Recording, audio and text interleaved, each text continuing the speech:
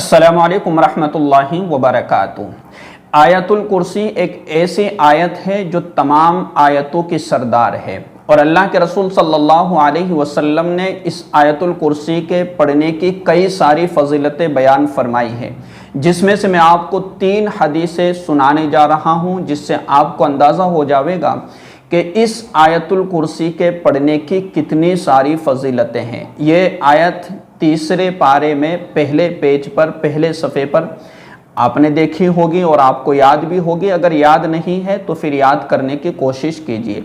देखिए, हज़रत अबू क़तादा रज़ियल्लाहु तआला अन्हु की रिवायत है कि हुज़ूर अकरम सल्लल्लाहु अलैहि वसल्लम ने इरशाद फरमाया कि जो शख्स रात में बिस्तर पर लेटकर आयतुल कुर्सी पढ़ लेता है तो सुबह तक 2 फरिश्ते उसकी हिफाजत के लिए मुकर्रर कर दिए जाते हैं। कितनी ज़बरदस्त फजीलत है कि पूरी रात वो फरिश्तों की हिफाजत में रहता है और शैतान उससे दूर हो जाता है, शैतान उससे भाग जाता है, शैतान उसके करीब भी नहीं आता। तो एहतिमाम ये करें कि हम सब रात में बिस्तर पर लेटने के बाद आयतुल कुर्सी पढ़ने का एहतिमाम करें, ठीक है। इसी तरीके से दूसरी हदीस है कि हज़रत अबू हुरैरा रज़ियल्लाहु तआला अन्हु से रिवायत है कि रसूलुल्लाह सल्लल्लाहु अलैहि वसल्लम ने इरशाद फरमाया, सूरह बकरा में एक आयत है, ये कुरान की आयतों की सरदार है। जिस घर में ये आयत करीमा पढ़ी जाए उस घर में शैतान है तो यकीनन वो शैतान उस घर से निकल जाएगा।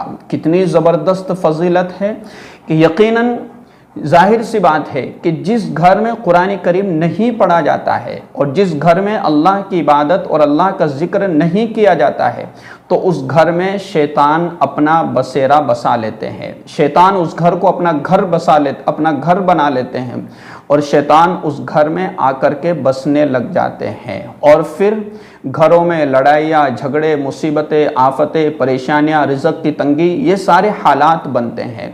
तो क्या फरमाया अल्लाह के रसूल सल्लल्लाहु अलैहि वसल्लम ने कि जिस घर में आयतुल कुर्सी पढ़ी जाए और इसका एहतिमाम किया जाए तो उस घर में शयातीन ये सब के सब वहाँ से निकल जाते हैं और यकीनन निकल जाते हैं, क्योंकि शैतान और इसी तरीके से जिन्नात और भूत और परीत जितनी भी चीज़ें हैं आयतुल कुर्सी के एहतिमाम से ये सब घर से रफ़ा दफ़ा हो जाते हैं। तो इसका एहतिमाम करें।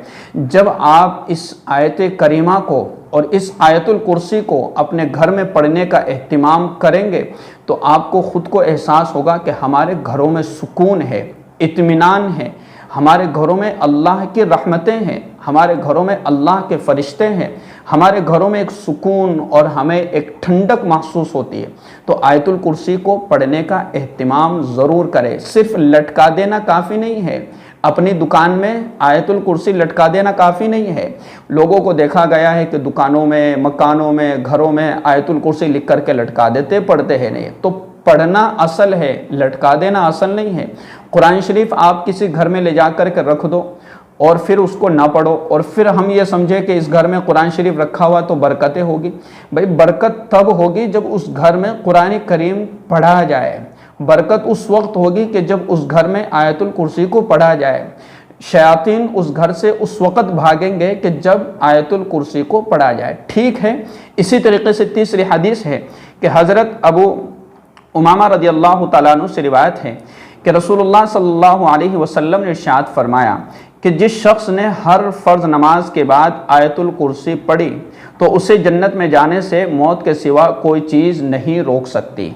देखिए कितनी ज़बरदस्त फजीलत है कि जो शख्स हर फ़र्ज़ नमाज के बाद आयतुल कुर्सी पढ़ने का एहतिमाम करता है और आयतुल कुर्सी पढ़ता है तो फिर मौत के अलावा कोई चीज़ उसे जो है जन्नत में जाने से नहीं रोक सकती। क्या मतलब है कि जैसे ही ये दुनिया से रुखसत होगा और जैसे इसका इंतकाल होगा तो फ़ौरन अल्लाह तबारक व ताला अपने रहम व करम से उसे जन्नत में दाखिल करेंगे। ठीक है, बात समझ में आ गई।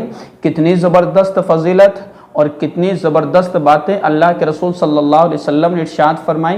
तो आयतुल कुर्सी हम सब याद कर सकते हैं, अपने बच्चों को याद कराए, ख़ुद याद करें, याद करने की कोशिश करें, किसी न किसी तरीके से आयतुल कुर्सी को याद करें और फिर उसको पढ़ने का एहतिमाम ज़रूर बनाएं। देखिए छोटी सी आयत है اس کو آپ 10 سے 15 دن میں یاد کر سکتے ہیں۔ اگر آپ کا دماغ بہت زیادہ کمزور ہے یا پھر آپ کو کوئی چیز یاد نہیں ہوتی ہے، تب بھی آپ اس آیت کو 10 سے 15 دن میں آپ یاد کر سکتے ہیں، اور ویسے بھی آپ اس کو 3-4 دن کے اندر بھی یاد کر سکتے ہیں۔ تو اس کو یاد کرنے کا اور پڑھنے کا اہتمام ضرور کریں، اس سے انسان کی زندگی بدل جاتی ہے، اور اس سے انسان شیطانی وساوس سے محفوظ رہتا ہے۔ اسی طریقے سے شیطان کے وسوسوں سے، شیطان کی دھوکہ بازی سے، شیطان کے بہکاوے سے، ان تمام چیزوں سے انسان محفوظ ہو جاتا ہے، اور اللہ رب العزت اس کے لیے حفاظت کے لیے فرشتے اپنی طرف سے مقرر فرما دیتے ہیں۔ اسی طریقے سے جس گھر میں یہ آیت کریمہ پڑھی جاتی ہے تو اس گھر کی حفاظت شیاطین سے ہو جاتی ہے، یعنی شیاطین اس گھر میں داخل نہیں ہوتے۔ اس لیے اس آیت کو پڑھنے کا ضرور اہتمام کریں۔ السلام علیکم ورحمۃ اللہ وبرکاتہ۔